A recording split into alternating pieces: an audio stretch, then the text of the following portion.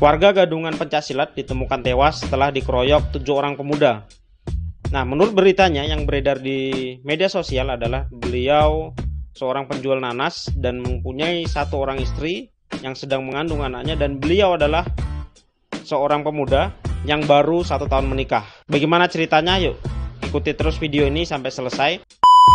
Menurut informasi, di lokasinya di Gresik, Jawa Timur, seorang pemuda mengenakan baju atau atribut dari salah satu organisasi Pencaksilat. Di sini tidak disebutkan dari Pencaksilat yang mana, hanya saja ini menjadi PR penting bersama. Mereka yang ingin dibilang sebagai seorang pendekar, namun mereka berjiwa pengecut. Bisa dibilang mereka bangga menggunakan atribut Pencaksilat, namun mereka tidak tahu dampaknya. Sebenarnya ini harus dibina, disampaikan, diajari, bukan dikeroyok hingga meninggal. Kalau misal mereka masuk penjara hanya bertahan 10-20 tahun, namun keluarganya seumur hidupnya, bahkan anaknya yang belum melihat bapaknya, akan menderita dan merasa sakit hati kepada pelaku. Buat 7 orang pengecut yang beraninya main keroyokan, kalian wajib dihukum seberat-beratnya. Kronologinya yaitu yang saya baca di berita, karena ini viral sekali di TikTok, di Instagram. Nah, di sini disebutkan bahwa dia tuh sudah membuat klarifikasi bahwa dia memang bukan bagian dari organisasi tersebut, organisasi bagian Pencaksilat tersebut. Hanya saja mungkin 7 orang pelaku tersebut tidak merasa puas, sehingga terjadilah pengeroyokan yang sampai akhirnya meninggal dunia. Nah, ini menjadi pelajaran yang berharga buat kita sebagai seorang pendekar. Kalau misal sudah terjadi seperti ini, apa yang harus kita lakukan? Kalian harus dihukum seberat-beratnya.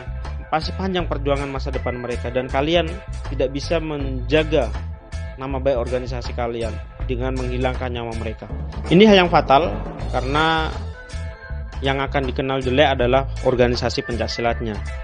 Padahal kita mengikuti organisasi Pencaksilat tujuannya bukan seperti itu, dan bahkan para leluhur kita, organisasi atau Pencaksilat itu sejatinya bukan tujuan untuk seperti ini.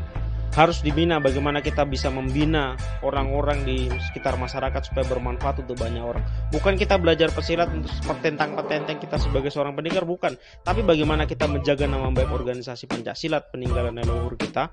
Kita juga berkewajiban menjaga masyarakat sekitar. Bukan kita terus sok petentang-petenteng, terus ada yang ngaku-ngaku warga kita menjadi seorang paling jagoan. Bukan seperti itu tujuannya. Coba berkaca dengan banyak video-video yang mereka mengajarkan bagaimana ketika berhadapan dengan warga Gadungan yang ngaku-ngaku sebagai warga Gadungan Pencaksilat. Entah, saya nggak menyebutkan dari arena mana, hanya saja ini menjadi pelajaran penting untuk semuanya. Karena di berita yang saya baca tidak disebutkan mereka dari organisasi mana. Dan ini sangat fatal buat generasi pemuda, generasi anak bangsa yang misal masih terus berpikiran seperti ini. Buat kalian yang ngaku pendekar dan masih petentang-petenteng dengan orang yang tidak berdaya, kalian harus introspeksi diri. Bagaimana ajaran organisasi kalian mengajarkan hal seperti itu. Kalau memang kalian hobi untuk berkelahi, suka dengan berkelahi, jangan dengan main keroyokan. Banyak sekarang organisasi-organisasi atau IPSI yang membuka turnamen-turnamen bela diri, yang tarung bebas, yang Mas Rudi juga mengadakan baku tumbuk. Silahkan gabung di situ. Tapi jangan kalian lampiaskan kepada warga-warga Gadungan yang memang nggak mengerti. Mereka hanya memakai bed tersebut karena mereka bangga bagian dari Pencaksilat, tapi mereka tidak tahu konsekuensinya. Ini yang menjadi pelajaran penting kepada semua aliran bela diri dimanapun berada, supaya bisa menjaga marwah kehormatan dari seluruh organisasi Pencaksilat yang ada di Indonesia. Bukan kita sekarang bangga dengan kita punya baju seorang pendekar Pencaksilat, tapi bagaimana kita bisa menjaganya untuk bermanfaat di masyarakat.